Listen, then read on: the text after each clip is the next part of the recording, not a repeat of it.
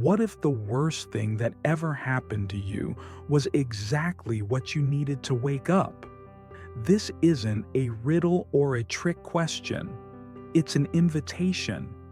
When your heart breaks, when your plans fall apart, when life throws you into the fire, you have a choice: to be consumed or to be transformed. Zen Buddhism teaches us that even the most painful moments are not mistakes, they are messengers. And if you listen closely, they can show you the path that was always meant for you. Have you ever found yourself in a moment of despair, asking the question, "Why is this happening to me?"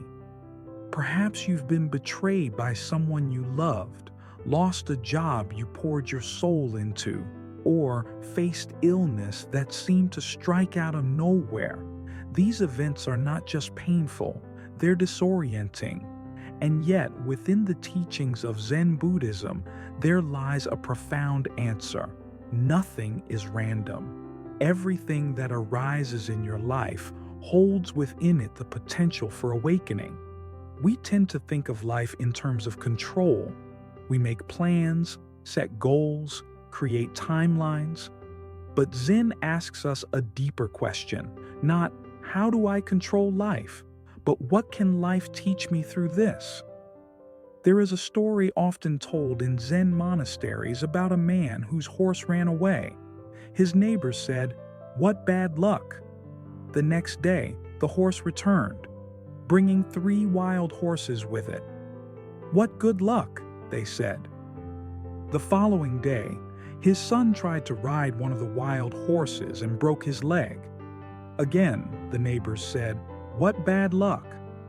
But the next week, soldiers came to conscript young men into the army. His son was spared because of his injury. The moral is simple: we never see the full picture. What we label as good or bad is only a fragment of a much greater whole. In Zen, we stop labeling and start observing. Let's go deeper. What happens when we sit with our suffering instead of running from it? When we listen to the silence beneath the pain?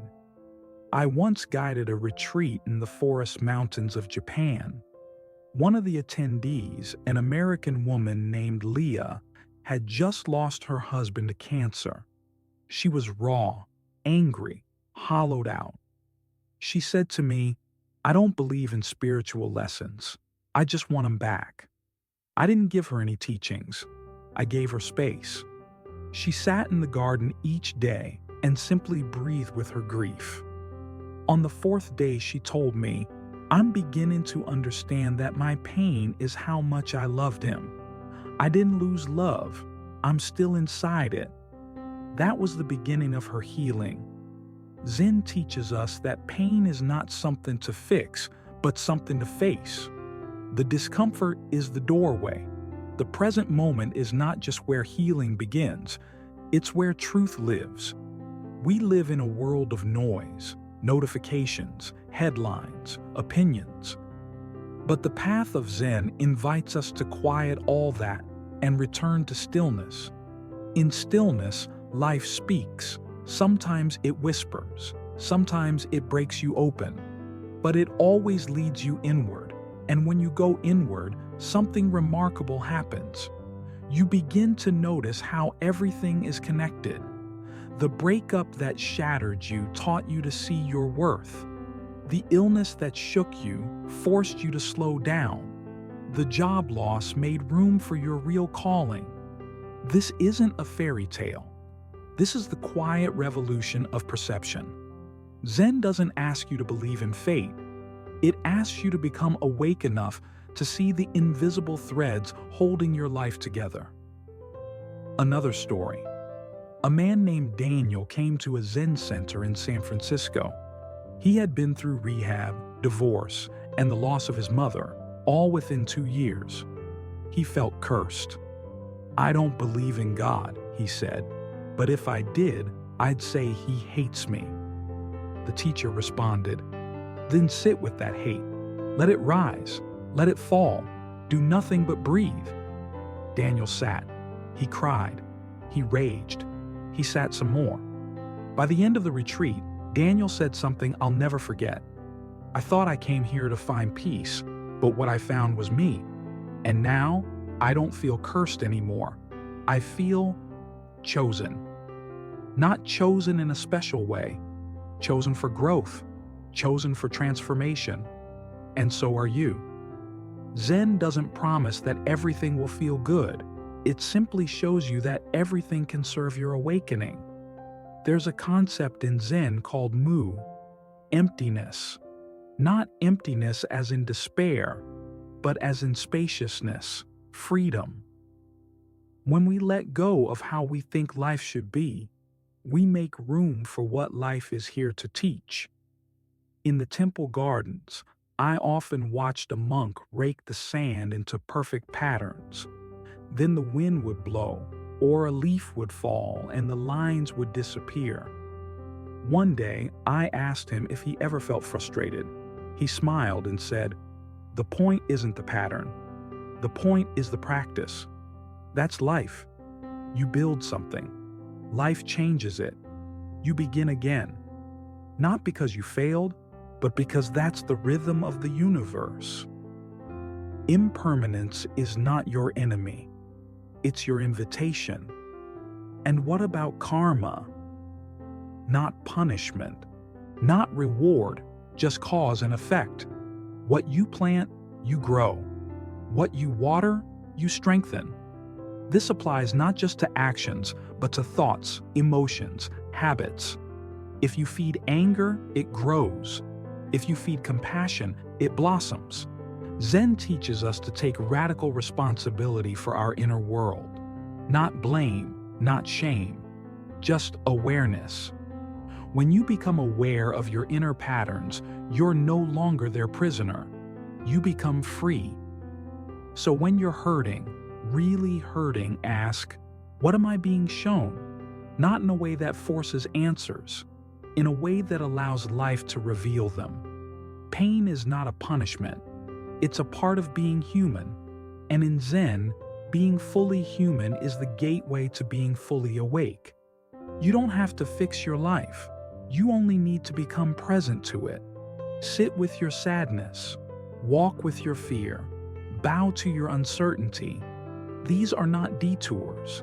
They are the path itself. And one day, maybe sooner than you think, you'll look back and say, "Ah, that's why it happened." Not because it was fair, not because it was easy, but because it brought you home to yourself. And that is the deepest purpose of all. You are not broken. You are breaking open. And everything is part of that becoming.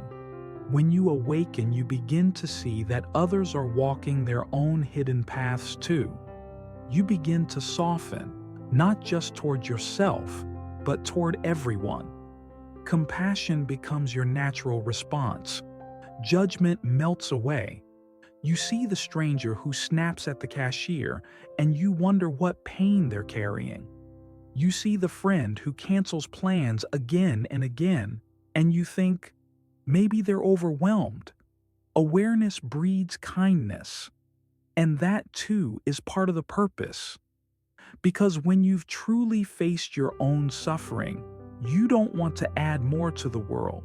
You want to ease it. You become a quiet presence of peace in a world that desperately needs it. So no, life is not always easy. But in the way Zen sees it, life is always meaningful. Even now, even here, even this.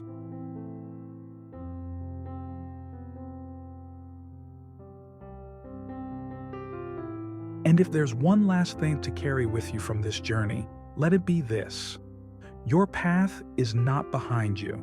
It is not somewhere far ahead. Your path is exactly where you are, right now, no matter how messy, painful, or uncertain it feels. Don't wait until life becomes perfect to begin.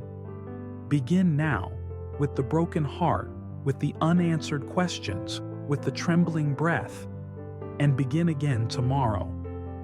Zen teaches that awakening doesn't happen in some distant mountaintop moment. It happens in the dishes you wash, the pain you feel, the silence you embrace. It happens when you stop trying to escape life and start showing up for it. So breathe, bow, and take one small, quiet step. Because every step you take, when walked in awareness, is a sacred one. The obstacle is the path. The wound is the teaching. The ordinary moment is the doorway. And through it all, remember, you are not alone. Thank you for walking this path with me. May your suffering be your teacher. May your awareness be your guide. And may your heart stay soft, open, and endlessly curious.